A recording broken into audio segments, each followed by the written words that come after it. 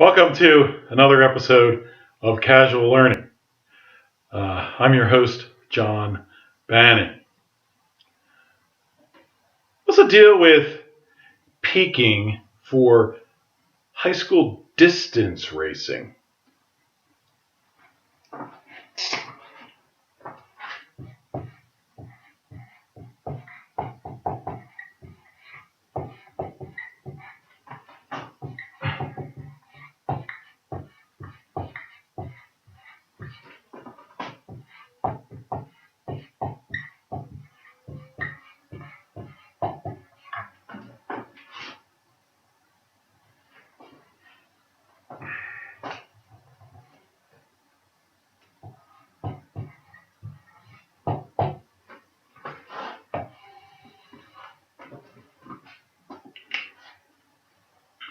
So, let's say you're a high school distance runner.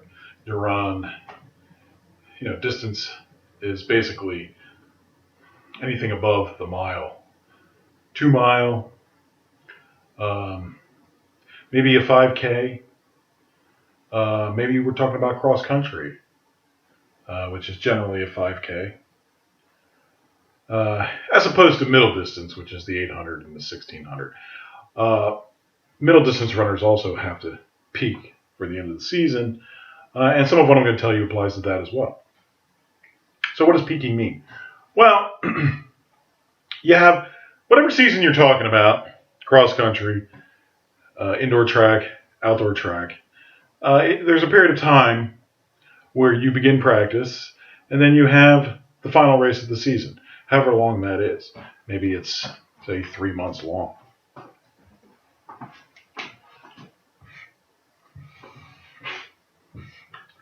So, start practice here, and maybe about 3 months later, you have the final race, and this is an entire season. See, this is 1 month in, 2 months in, third month.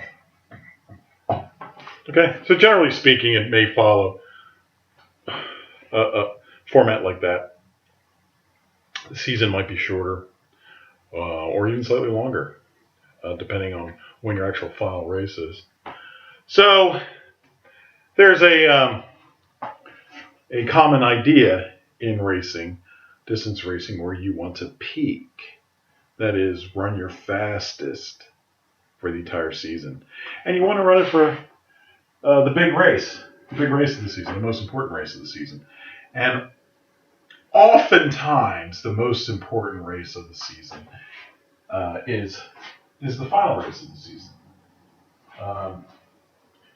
Usually some sort of state championship, or maybe even further than that, some sort of regional championship, or even a national, the national meet. It's also possible it could be a meet that's earlier than that, maybe a county meet, tri-county meet, maybe one of the meets that lead up to the state championship, but are also state meets, like sectionals or group championships, before you reach like a state championship or a meet of champions, something like that. It could be an earlier race that's the most important to you. For whatever reason, maybe you're not going to make the final state championship. You're not going to go to that race, so maybe the race before that is your big race of the season. Or, maybe even an earlier race is more important. Maybe you have a better chance of winning in an earlier race. Maybe that's your big race for the season. Or, maybe the weather conditions are better for an earlier race than a later race, especially in like outdoor track, where this, the end of the season could go into June, maybe even further. It can get very hot and humid, and those are tough conditions for distance runners. The more humid it is, the hotter it is, the slower distance runners run. So maybe as far as PRing, getting your best personal time for the season, maybe it's not going to occur in one of those in the final race because the weather conditions are going to be hot and humid. You're not going to run as fast. So maybe it's a race that's a little bit earlier than that. But anyway, so as a distance runner, you figure out before the season starts, what's your most important race? Where do you want to run your fastest times? You pick that race on the calendar and you circle it. So let's say, let's just say it happens to be the final race, the state championship. So that's your big race. And you want a PR there, and you want to run your fastest, and you want to win. So how do you run your fastest? And your fastest could be just a matter of seconds faster than what you're running earlier in a slightly earlier race. But you want to run your absolute fastest at those races, or that final race, that big race of the season. So, big race. So how do you do that? How do you ensure that you're running your absolute fastest at that particular time for that particular race? And the answer is you peak for it.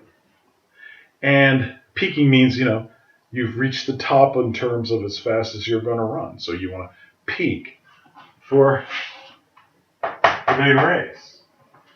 So there's a process that you can go through in order to peak at the right time. Now, generally speaking, you can only peak once during a season. And you have to be very careful in terms of when you start peaking. Because once you start making a move towards peaking, you can only do it once. You can't go back. And part of the process of peaking includes tapering. And tapering involves cutting back on mileage. And you got to be careful that you maintain the same mileage that you're running the entire season before you hit that peak period. Because if you drop off too much on any given week during the regular season, you can start your peaking process. And once you do that, you don't get it back. You only do it once. Generally speaking, only once during the season. There's some theories about having mini peaks and getting it more than once a season, but I'm not going to talk about that. Generally speaking, you can only do it once in any given season. So you can peak once in cross country, once in indoor track, once in summer track or outdoor track. So I'm going to talk to you about the process of peaking. What does that mean? So let's say you're going to start peaking, and you might start the peaking process about 4 to 6 weeks before the big race. So you might start your peaking process here.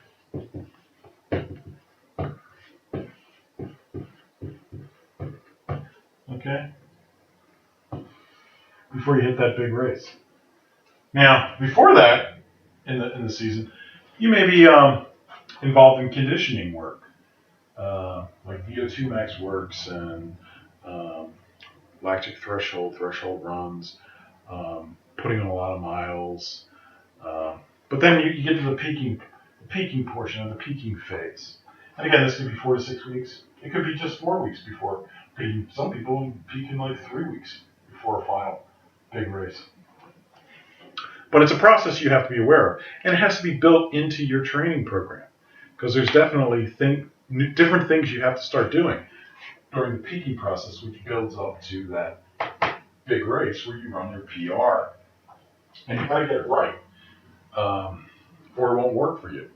And if for any reason your peak didn't work, you didn't run much faster, try to figure out why that was. Was it some sort of external factor that you had no control over? Or was there a problem with the peaking process plan that you had in your training program? Maybe you got to change it because it didn't work. So don't keep doing the same thing if it's not working. Change it.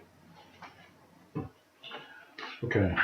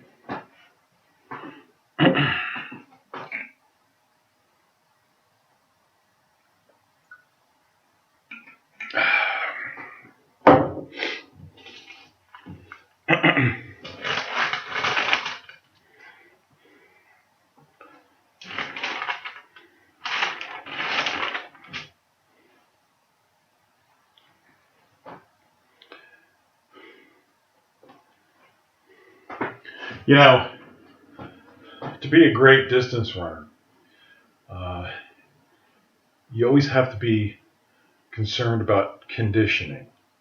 So throughout the entire year, you're conditioning your body. You're making it, you know, faster. You're improving your VO2 max. You're lowering your lactic threshold.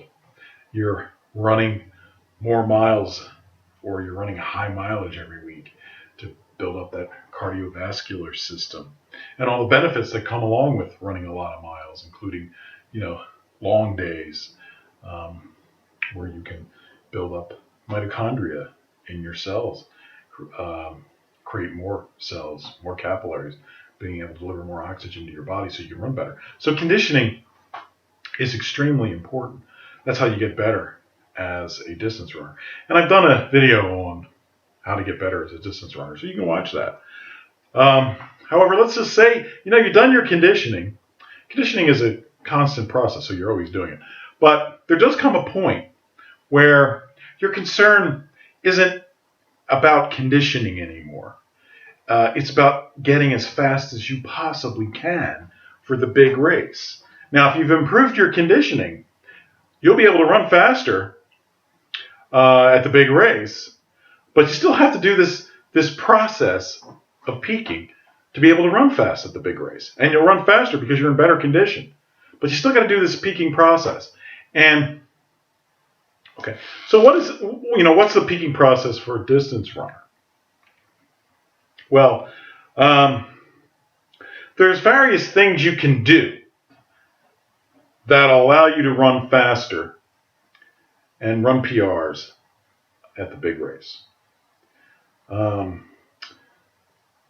number one thing to do is improve your perceived effort or your perceived exertion.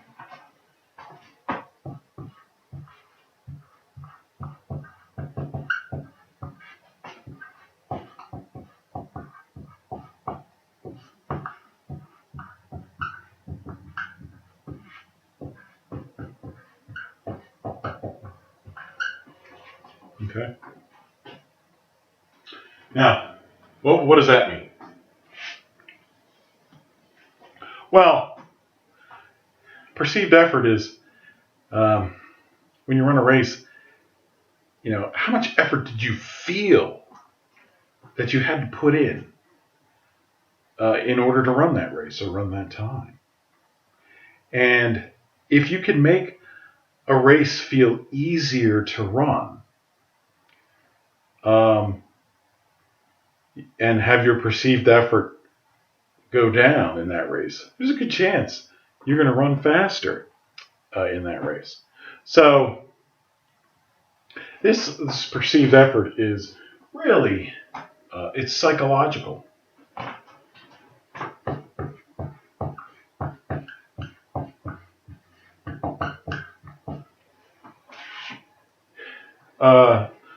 What you're essentially doing is you're tricking yourself into thinking that this race is easier than it really is, and that makes you run faster.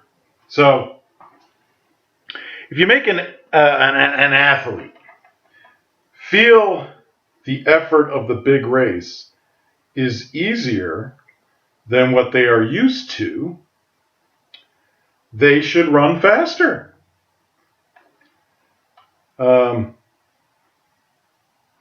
Perceived effort and exertion is the subjective feel of how difficult a particular workout was to the athlete on that day. So you might start this perceived effort, perceived exertion portion of the peaking process maybe 4 to 6 weeks before the big race. So what you're doing here is you're basically running speed work or races, because races are a form of speed work. Races are even a better form of speed work because chances are you're going to run faster in an actual race than you would on a track with your team during practice or even by yourself. So what you're trying to do is you're trying to run as fast as you can. And to run as fast as you can, you have to run shorter distances. So the perceived effort and exertion involves a lot of like 400s and 200s.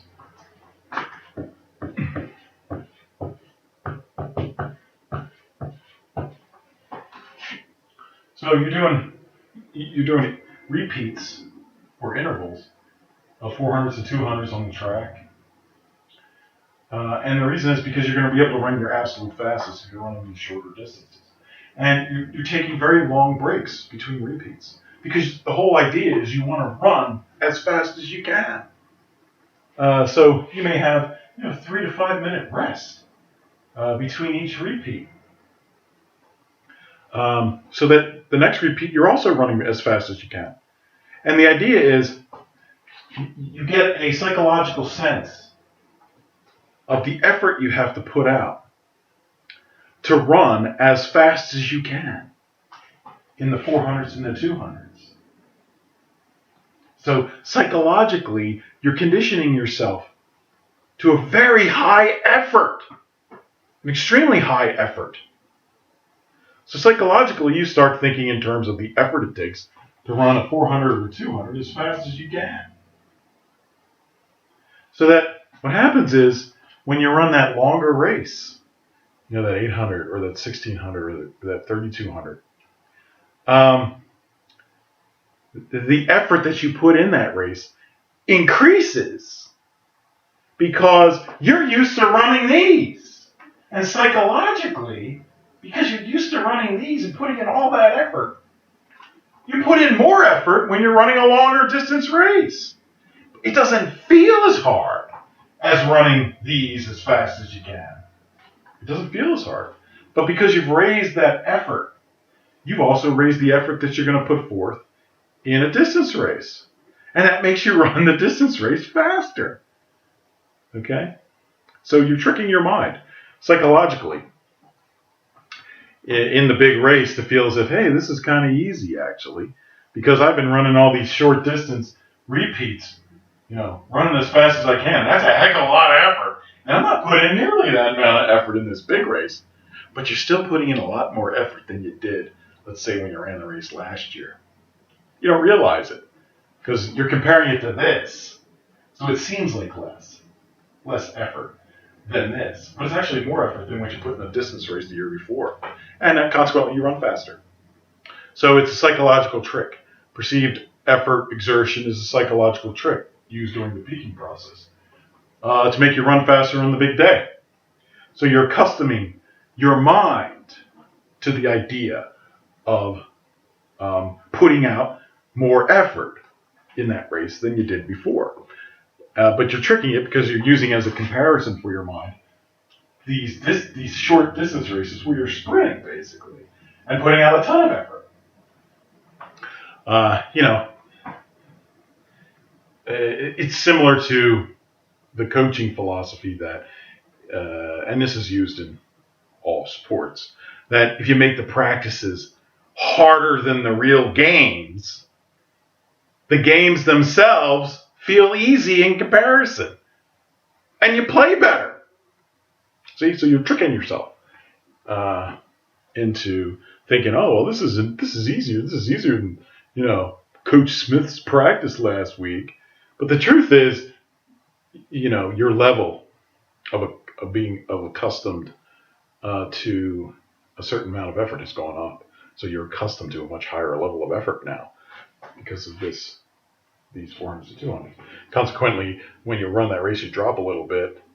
You're dropping your effort a little bit, but that effort is still higher than what you used to do. And that's why you run faster time.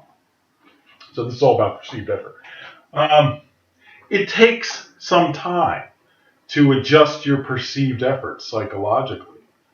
That's why it takes like 4 to 6 weeks of doing it. And that's why in a lot of training programs coming up to the big race, you'll see a switch to mostly speed work because they're trying to create this perceived effort going up to the end of the season so that you'll increase your speed so that you'll run your fastest. at the big race. And 400s and 200s, these are sprints. This isn't even a distance race. So why are you running that? Well, the reason is because this is where you're going to run your absolute fastest. This is where you're going to put in the most effort as a distance runner. And you can put in a lot of effort because you don't have to run that far. But you get that psychological sense of putting in a lot of effort.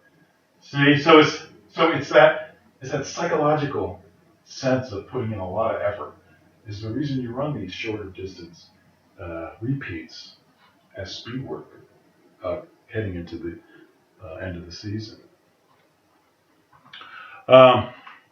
So this is psychological, but it works. It's a mind trick, but it works.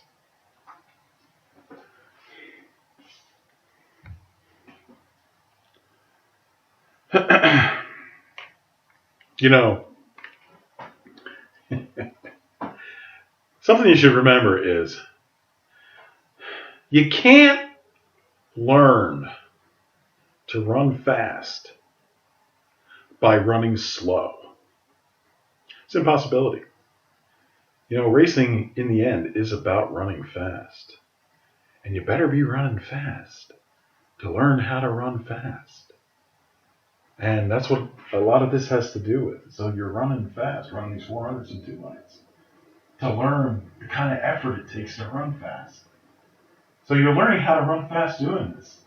And then you apply that effort level to your distance race, your 800, your 1600, your 3200. So you're learning to run fast.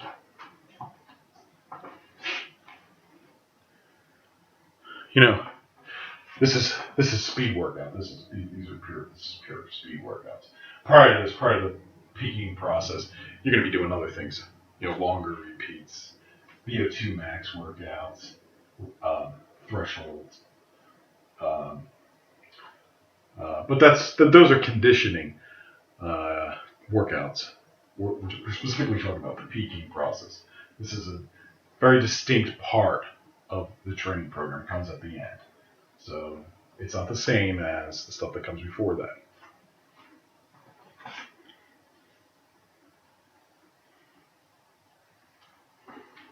All right. What's another thing you do during the peaking process to run your best? Well, the second thing you do is called the taper.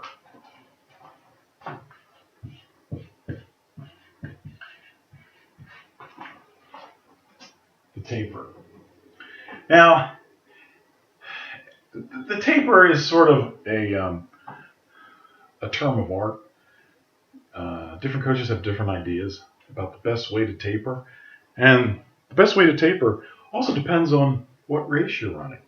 Are you running a middle distance race? Are you running a distance race? Depending on how you answer that question, your taper could be quite a bit different. And taper, a taper essentially means that you're tapering the amount that you're doing in practice and in workouts. It's tapering down. You're doing less. And the reason you do that is because you're doing less. You're going to feel better. You're going to be fresher, more invigorated, and that's going to help you at the big race. So the taper is a big aspect of running PRs during the big race or winning big races. The taper is, unlike perceived effort, perceived exertion, the taper is actually physiological. You really are fresher. You really are relaxed and resting. So physiologically, you do feel fresher. It's not a psychological trick. Tapering isn't a psychological trick. Although there's an aspect to which there is some psychology to it, because if you feel better, you may run better because you feel better, right?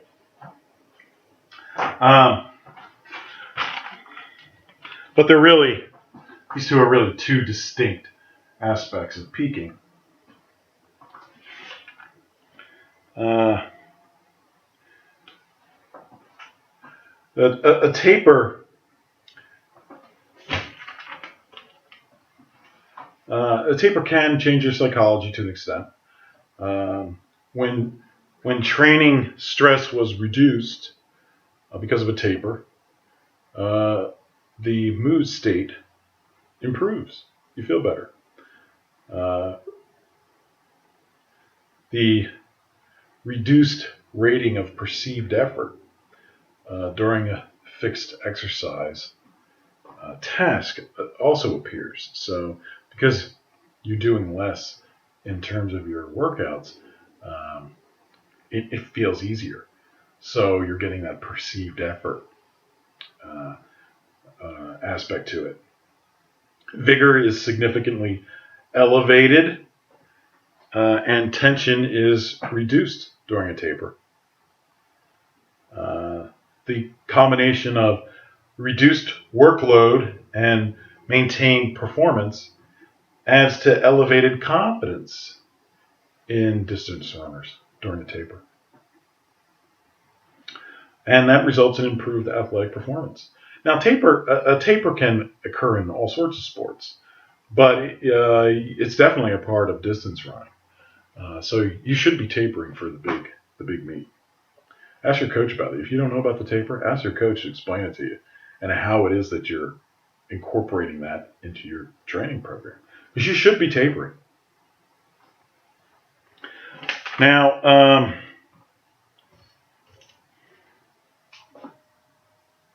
a taper is a decrease in work level that an athlete undergoes during practice in order to rest and prepare for a good performance in the key event of a season or a year. A taper is designed to reverse training-induced fatigue without a loss of the training adaptations that you gained, which would occur, let's say, if you were detraining. So a taper is not detraining. So as opposed to, taper is not detraining.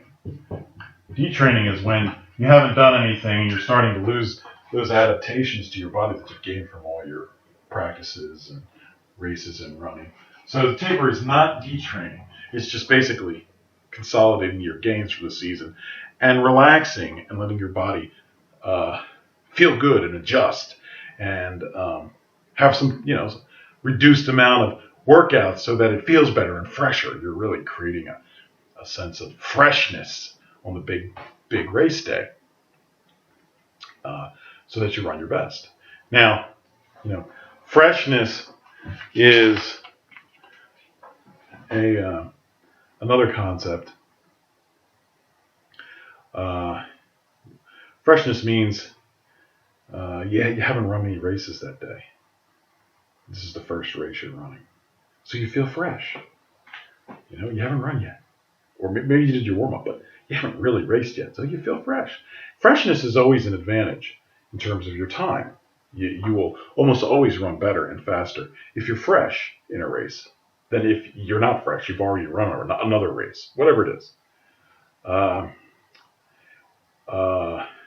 So freshness is also important in terms of peaking for the big race. So when you run the big race, whichever event it is, go into it fresh. Don't run another race before that same day. Go into that main race fresh. That's the best way to run your fastest time. Now, maybe it's a 2-day meet and you ran a previous race the previous day. Okay, that's okay. In fact, that might even help you because you've got some perceived exertion or effort from that race that you can use the next day. But it won't make you unfresh because you've had a whole night to sleep and you wake up the next morning, you're fresh. So you want to run your best time in a particular event, make sure you run that race fresh.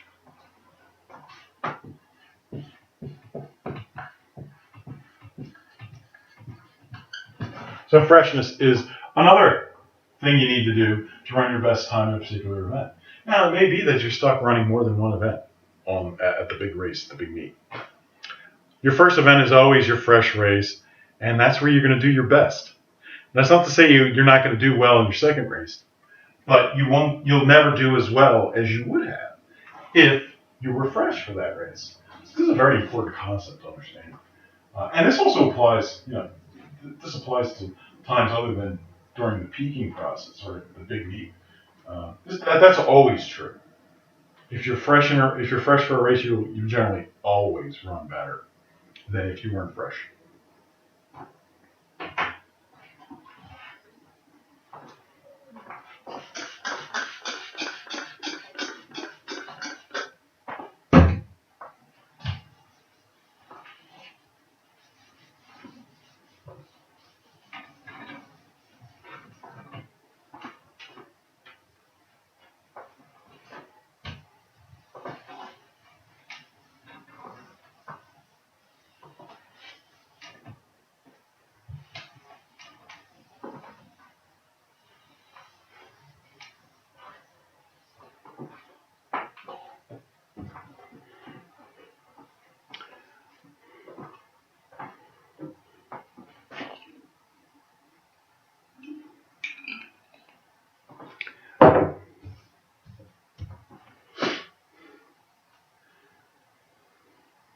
The taper.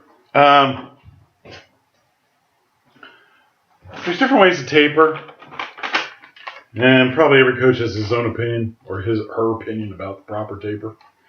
But just remember this: if your taper didn't work, do something different. Do a different taper. Figure out what's wrong with it, because the taper should work. So, generally speaking, I'm going to create a graph to kind of give you an idea of different types of tapers.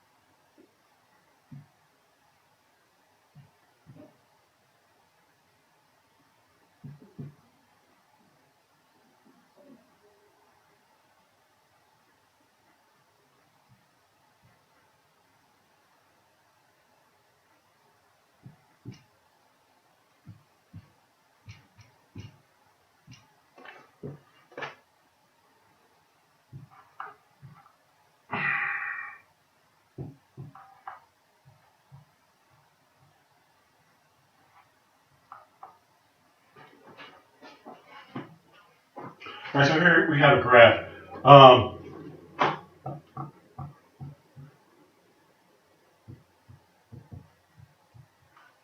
So on this side we have the percentage of normal training that you would undergo from 0 to 100%. And then on this side we have the number of days of the taper. And in this case, a taper for anything from 3,000 to 5,000 meters is generally 14 days. A taper for an 800 or 1,500 might be 6 to 8 days. But I'm going to talk to you about the 14-day taper for the distance runner as opposed to the middle distance runner. So what happens during these 14 days of the taper? Well, there's different ways to taper.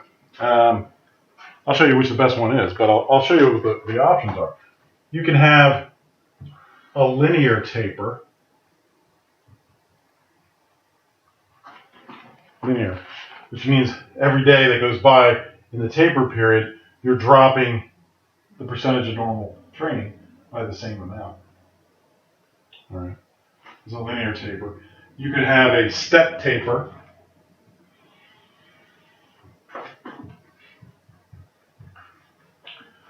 Which is basically in the 14-day period, you reduce all the way down to one set amount, let's say 30%. And you just do 30% of your normal training throughout the entire taper period. That's a step taper.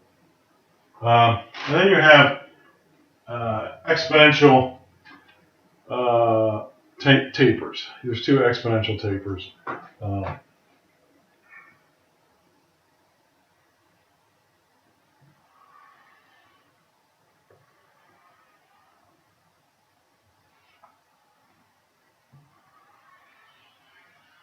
okay. There's a these are exponential tapers. You have a slow decay, and then you have fast decay. And these are progressive tapers. So what you're doing is at the beginning of the taper period, you're dropping the amount of your normal training slowly at first throughout the days. First, second, third, fourth day. Your dropping is slower. But as you get closer and closer to that day 14, the amount that you're dropping and your percentage of training starts to increase. So you're increasing the amount of the drop every day. So it becomes exponential, so that you're dropping way down by day 14. And the steepness of that drop it tells you whether it's a slow decay or a fast decay. So if you have a slower drop, that's a slow decay. The faster drop, you're dropping faster over time. That's a fast decay. So whatever taper you decide to do, it's going to follow one of these patterns. And the best pattern for a distance runner is a progressive taper, which is these exponential tapers, whether it's a slow decay or a fast decay. So essentially you want to start your dropping slowly at first, but then really start putting it on, start the dropping as you get closer and closer to day 14. So it's not the same percentage drop in your daily training all 14 days like a linear taper would be. Rather, at the beginning, you're doing a little bit less than you were, but as you get closer to day 14, it starts dropping a lot more. Okay, so you want to use a progressive exponential taper.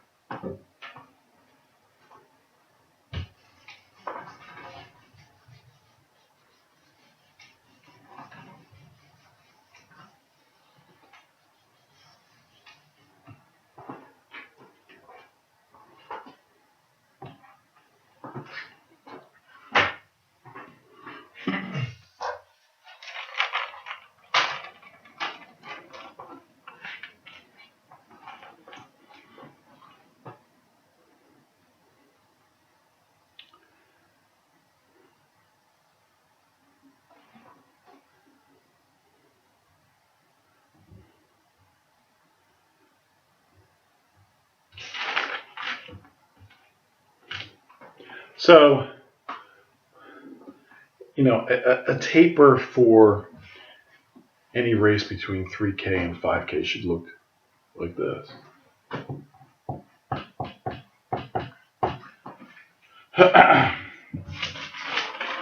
You should have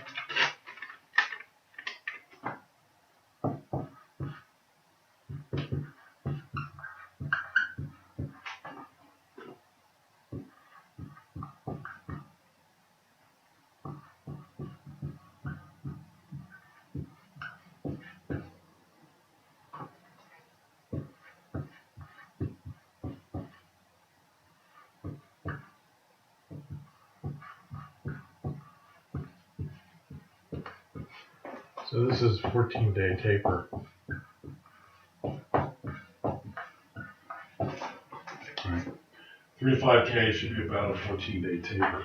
You should have 4 intense workouts a week, running 800s, 400s, and raw speed. Raw speed could be 200s, even 100s. And some of this, of course, is perceived effort. You're building up your perceived effort. Some of these more intense workouts, it could be a race. That there's no better training for the big race than other races coming up to the big race, because those other races they're always run faster. Races are generally run faster.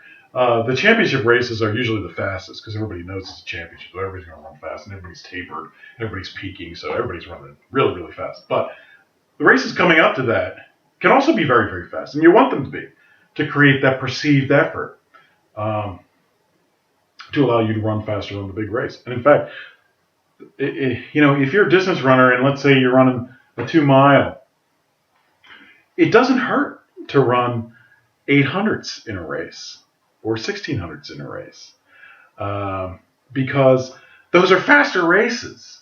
So that's going to help with your perceived effort, which is going to make you run better in the 2 mile or in cross country. There's a role for shorter distance races, even middle distance races, and sprinting, really, in terms of peaking and in tapering. Um, so, those races leading up to the big race are very valuable training for running your fastest at the end of the end of the season or for the big race. And run multiple races in those if you can, in shorter distance races. That'll help with your perceived effort so that the big race, you run your best. You also want, during this taper period, low volume. So you reduce training volume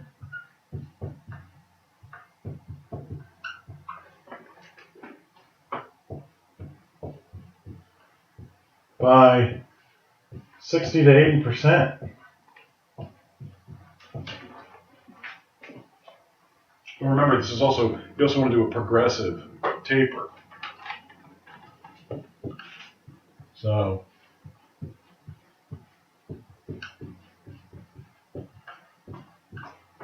you may be dropping this by a less percentage early in the taper period and not hitting that 60 to 80% towards the very end of the taper period. It's a progressive taper. So you want to reduce the volume of your weekly training program. So the total number of meters that you're running in any given week or miles that you're running in any given week, it's got to go down. And you got to be careful about what you cut because you want to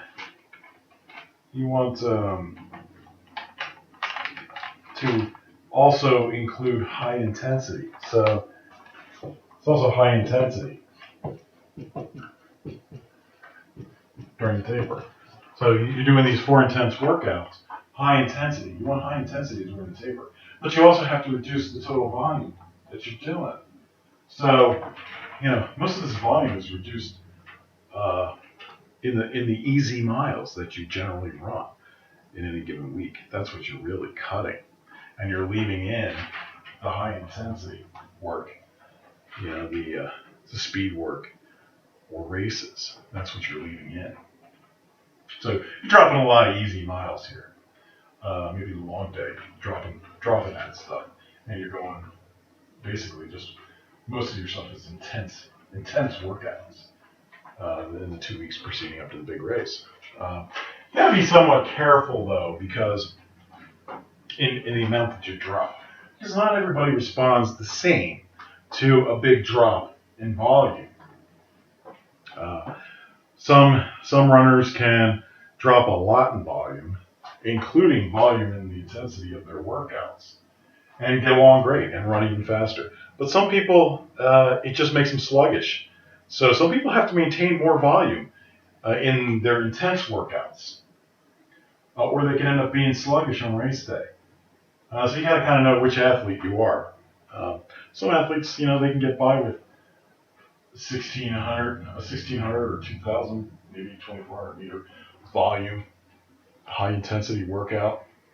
Whereas other runners, if they did that before the big race, they would show up race day sluggish or with heavy legs, and they won't run well, uh, which which means they're going to have to increase the amount of volume that they have in these intense workouts during the taper period. So maybe they're instead of 2,000 meters, they're doing 3,000 or 3,200, maybe as much as 4,000 meters. Uh, people react differently. If you're one of those people that gets sluggish because you cut your volume down too much, well, you got to increase your volume on it. And I'm not talking about, you don't increase the volume of the easy miles, because you still got to cut your miles in order to taper properly. You just don't cut your track workouts or your speed workout volume. Increase that volume or keep that volume to where it was before, so you don't become sluggish on race day, if you happen to be one of those people where that happens. The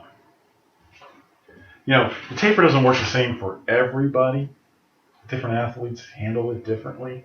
And you always got to be, keep track log of what you did during your taper period and then see how it worked.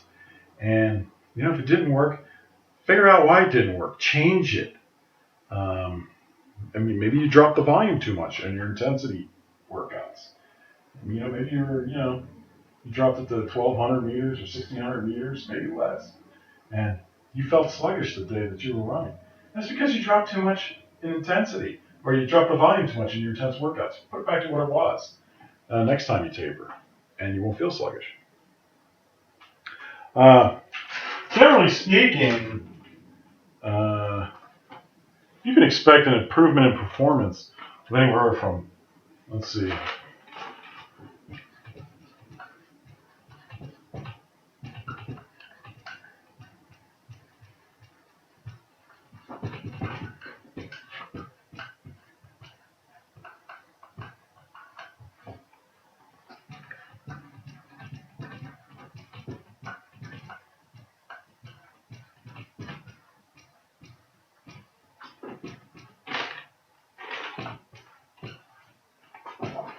you expect an improvement in performance due to the taper of anywhere from 0.005 to 0.03, or a 0.5% to 3% improvement. Now, that may not sound like an awful lot, but it is.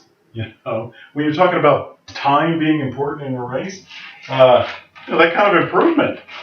Let's say you run an 11:30, 3,200. That sort of improvement there could reduce your time from 4 to 21 seconds just by tapering.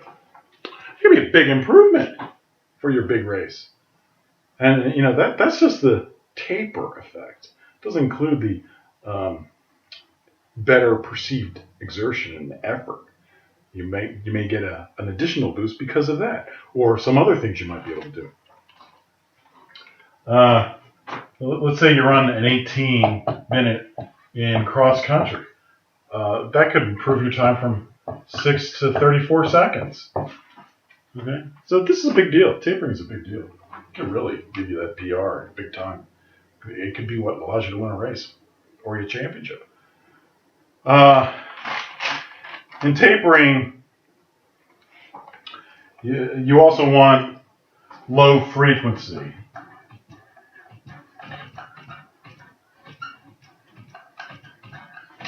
So you want to maintain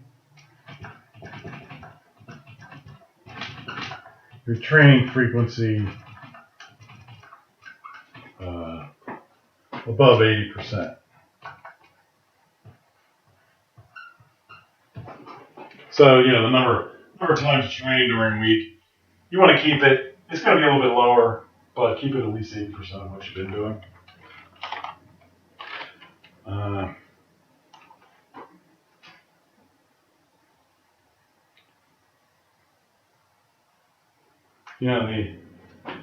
The taper it allows you to consolidate your gains that you've gained through training, and it restores your body so that you run your fastest on that big day.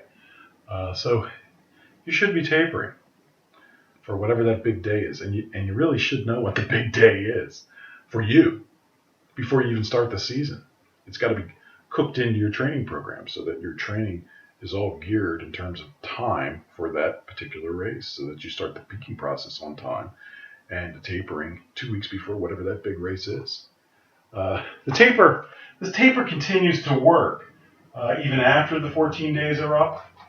Okay, but it doesn't work quite as well, and there's a limit to how long that restored effect, will stay with you until you start detraining and you start losing some of those adaptations for training.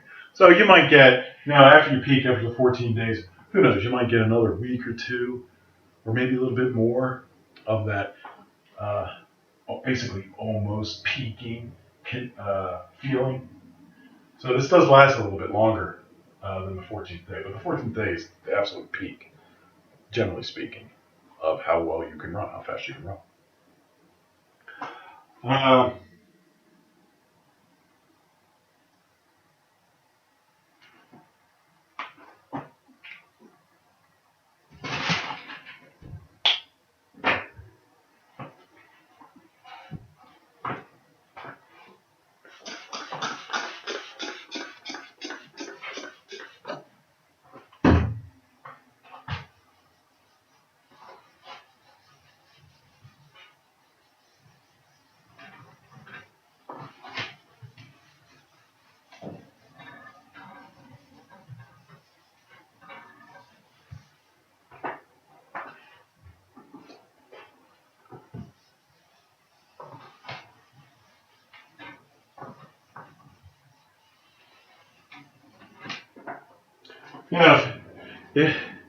If you want to run your best at the big race, and let's say maybe you want to win it, you better be tapering and you better be peaking, because you can bet that your competitors are, and whoever you're running against, they're coming in fully tapered too, and they're peaking.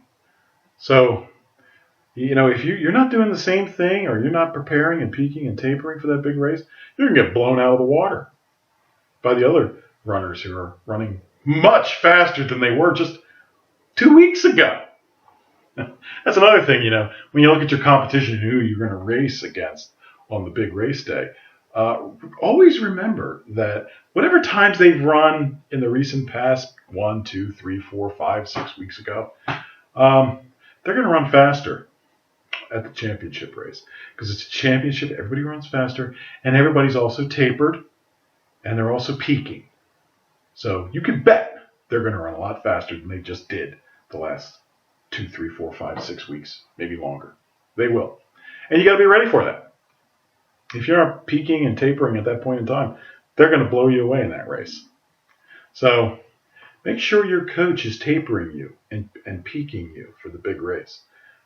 Because if he's not, or she's not, you have no chance in that big race. If you have good competition who is also tapering and peaking, or who knows what they're doing, or they have coaches who know what they're doing, they're going to blow you out of the water.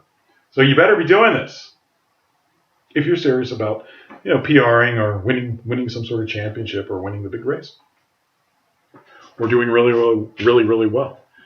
For the big race, another thing you can do as a distance runner is you can lose weight. Weight loss, the less you weigh, the less energy it takes for you to run a given distance, and you'll be able to run better and faster because of it. So, maybe you want to lose 10 to 15 pounds for the big race. No more than that. Because then you get into the other issues, eating disorders, or losing muscle mass, or losing energy, or those sorts of things. But 10 to 15 pounds, that's good. If you can, so you start a crash diet maybe 6 weeks before the big race, and every day keep track of your weight and drop it. See if you can drop it 10 to 15 pounds by race day. Progressively drop it. Don't try to drop it all in the last 2 days or last week, because you're not going to be able to do that, and you'll end up feeling weak and you won't be able to run well. But just do a couple pounds a week for maybe 6 weeks, maybe 6 to 8 weeks before the big race. You drop 10 to 15 pounds, and it's like taking a bowling ball off your back. You're gonna run a distance rates better without having that bowling ball on your back, um, like in a backpack. You're wearing a back. It's like you're wearing a backpack and you got a bowling ball in it. That's what it's like, you know, racing with an additional 15 pounds. So you take that backpack off and that bowling ball, you're going to run faster and better. So weight loss is definitely something you can do during the peaking process to run better on the big race day.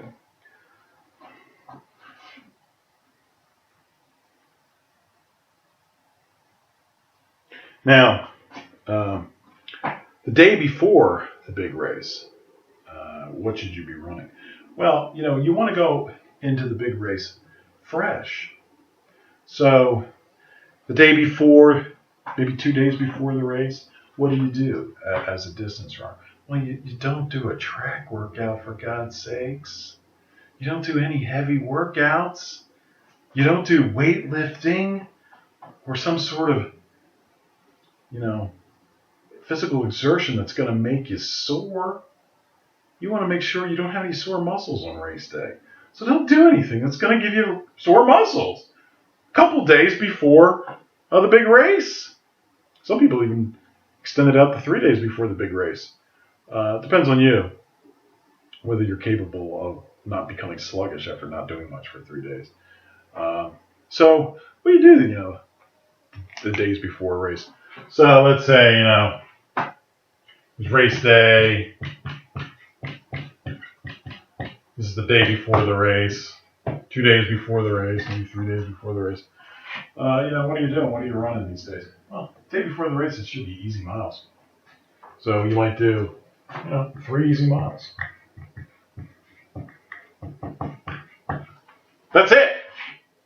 Just to keep you, limbered up, so you don't go into race day stagnant. Stagnant.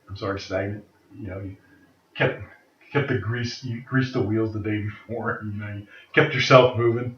Easy day before the big race day. Easy day. 2 days before, it should be easy too, but not quite just 3.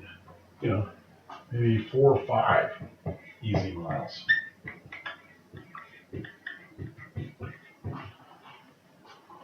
A little more strenuous than the day before, but you're not doing track workouts, you're not doing speed workouts, you're not killing yourself.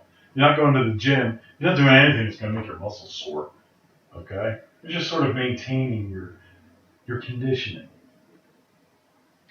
3 days before racing, this is when you're probably doing a track workout.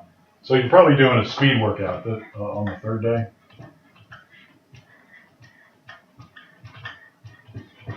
All right.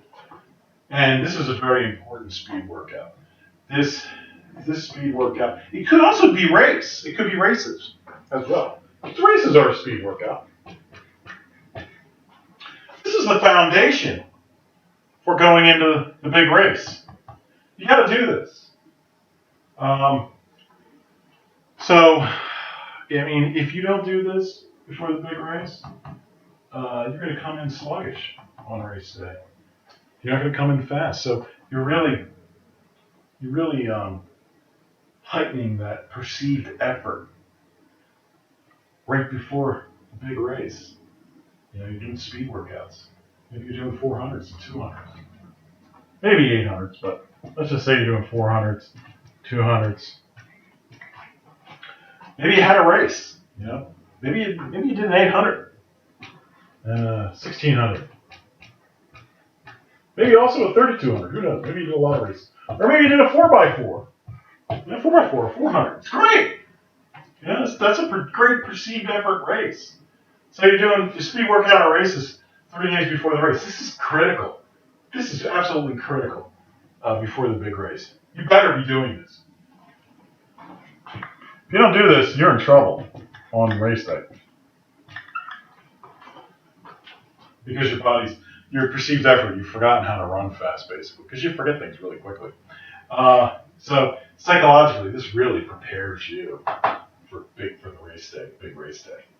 Got to do this. This is true of normal races too. Any race really should follow a pattern similar to this. But for the big race, you better be following this pattern, or you're in trouble. Some runners can, they can squeeze in even another, I'm sorry, they might squeeze in a third easy day before the big race day. They might squeeze it in here, and this would end up being the fourth day, and this would be the third day, so that they're ultra fresh on race day. So don't do that. But you got to be the kind of athlete that can handle that. You may not be. You may be the kind of athlete that if you take 3 easy days before the big race, you're going to come in the big race and you're going to be sluggish and you won't run as well. Or you could be one of these athletes. You can take 3 easy days before the big race and you come in and you run even faster. You're going to have to figure out what kind of athlete you are, by trying this stuff out and seeing what happens. Always keep a track log of what you did every day so you can figure out, what did I do wrong? What did I do right? How can I change things to make things better? You should also keep a track tip log. Keep a document, word processing document, where you list paragraphs. Every time you learn something about track, write a new paragraph. And just keep this document with you constantly so you can go back and remember some of the tips you learned, or some of the things you learned that maybe you forgot. And you go back and you read it, or you look for it, and maybe that was right. Or maybe you find out that your tip was not a good tip and you got to change it. So you write a new tip at the bottom, changing what you previously said. But it's basically taking notes so that you become, if you're a serious distance runner, you ought to learn as much as you can about distance running and racing, and you should have the knowledge level of a coach, in truth, so that you can do a lot of this stuff yourself or realize what you should be doing. It's going to make you better, much better. The less you have to rely on your coach, the better a runner you're probably going to be. There's always the issue of talent, but it helps. It really does help to have a deep understanding of the coaching that goes into distance running. As a runner, it helps a lot. You understand why you're doing things. You're more likely to do them. And you won't be resistant to doing them because you understand why you're doing them. So you should get your coach to explain to you why you're doing this, so that you can understand, so that you're more willing to do it the next time or that time. Coaches shouldn't keep athletes in the dark about why they are doing things. That's a big mistake. If you want the athlete to do what you tell them to do and not be resistant, you better be explaining why you're doing it and educating them as to the entire coaching philosophy and what it is you're doing and why you're doing it. As a coach, you're a teacher. You should be doing that anyway. But you're going to get your runners more motivated and more willing to do what you're asking them to do, because training for big races, that's a hard thing to do.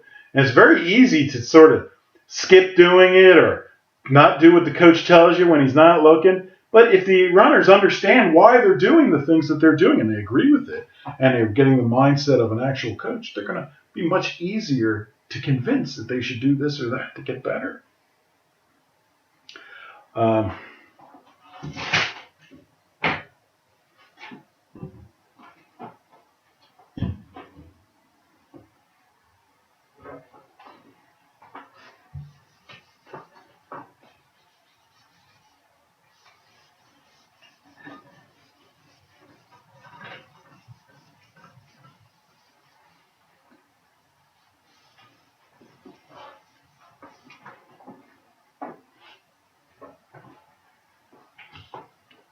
Now, tapering is, it's an art form, and coaches have different ideas about the whole thing. And I've given you information I've gotten from who I thought was probably one of the best sources I could get it from, an Olympic coach. So what I've told you I got from Joe Vigil. So he's got a YouTube. He's got a YouTube video which goes through tapering, and I suggest you look at it. It'll help you. It's called Tapering for Endurance Runners.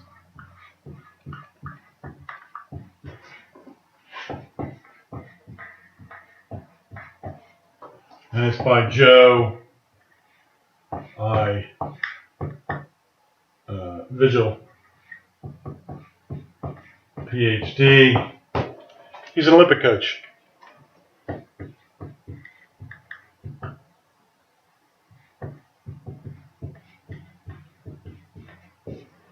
And I'll give you his YouTube site where you can look at his presentation on tapering.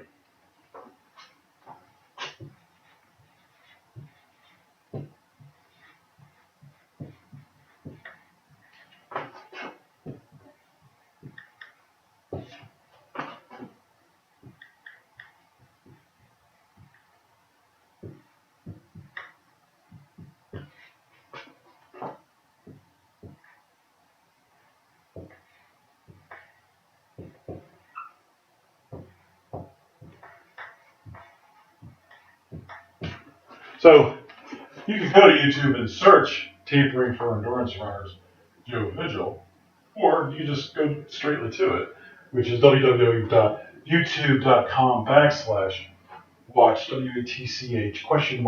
$v equals capital Q little U underscore capital C little P capital B 5 capital N capital R little G 4. And that's really helpful. And it goes into more detail than I've gone into. Unfortunately, it doesn't have a sound over. It's just his presentation on the subject, but his slideshow for it. But even that is useful. It's got a lot of useful information on it, and you can learn a lot from it.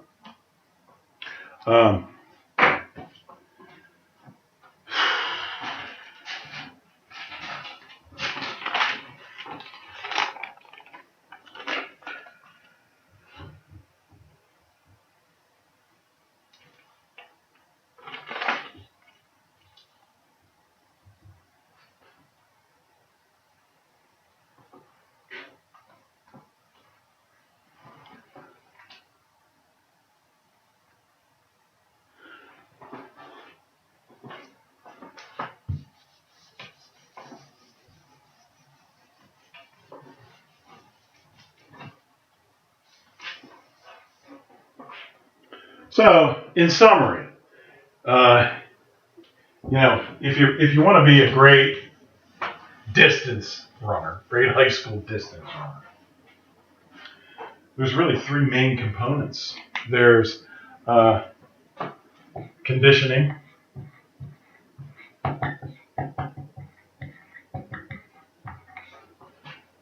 whether this is off-season conditioning or there should be a phase of your season training program which is reserved for conditioning too. It's the beginning part of the season, or maybe the first 2/3 of the season even. But you got to be conditioning if you want to get better as a distance runner. You can't ignore this. If you ignore this, you never get any better. You stay the same. So very important. So whether this is off-season conditioning or a phase of in-season conditioning,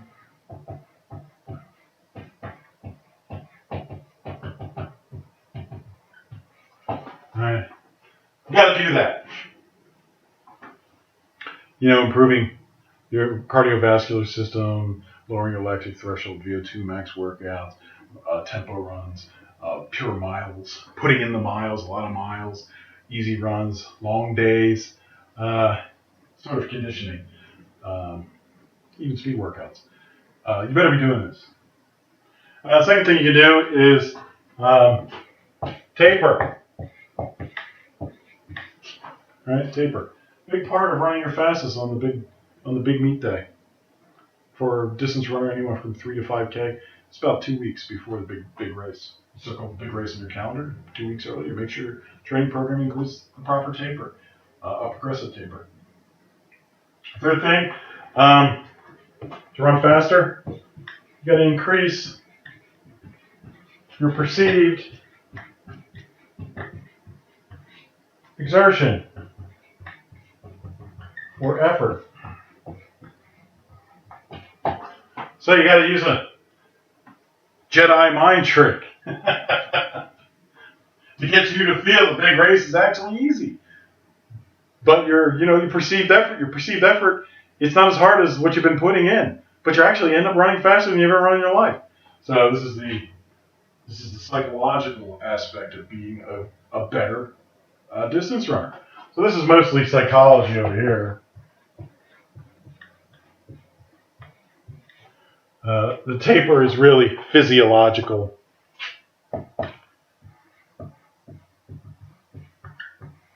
You really do feel fresh during the taper because you are resting. It's physiological. It's not just psychological. And then conditioning is all physical. Physical. Your body's better able to put oxygen in the bloodstream. It's got more energy cells, more mitochondria. You run better. You're able to absorb more oxygen through your lungs, and that lactic buildup. You push off. You reduce that lactic threshold, so you don't hit the wall during the race. Or you can run further and faster before you hit the wall. So those are the three components of being a great distance runner. And you got to do all three to be the best distance runner you can be. And these two, increase perceived effort. This is the peaking phase. These two are in the peaking phase of the season. So this is like 4 to 6 weeks before the big race. And this is all the other time. So it's not the peaking season. You should be working on your conditioning. Unless, of course, you're taking a 2-week break between seasons. That's fine. But the rest of the time, it's this. It's conditioning. So this is the rest of the year. So this might be, you might have 10 to 11 months of this. That's how you become a great distance runner.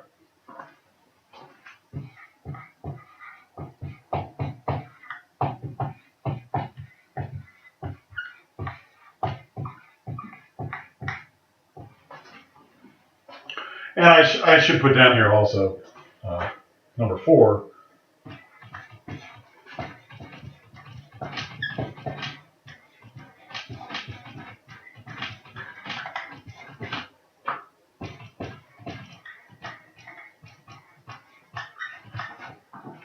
Attitude, talent, and knowledge. You're born with talent, so there's always an aspect of where are you born to be this great distance runner. There's always an aspect of talent in all of this. But attitude is also very important. Are you one of these people who has a good work ethic and you have talent? And knowledge. How much do you know about running? Do you have the knowledge of a coach as a runner? You're going to run better if you do. You're going to make smarter decisions in your races if you do. You'll be a great distance runner. Okay. That's it for now about the peaking season and tapering. And you better be doing this stuff if you want to be a great distance runner. Learn about it and make sure your coach is doing it and explaining to you. And if it doesn't work, change it. You should be tapering. It does work if you do it right. If you didn't do it right, your taper wasn't right. You got to fix it. Okay. If you have any questions or comments, please leave them below. Maybe I'll address them in a future video, or I'll address them in the comments below. Please press the like button. I appreciate it. As well as the subscribe button. Press that too. And, this is how you become a great distance runner in high school. And these are the secrets. I hope you learn them and take them to heart and work on them, because this is how you do it. All right, take care.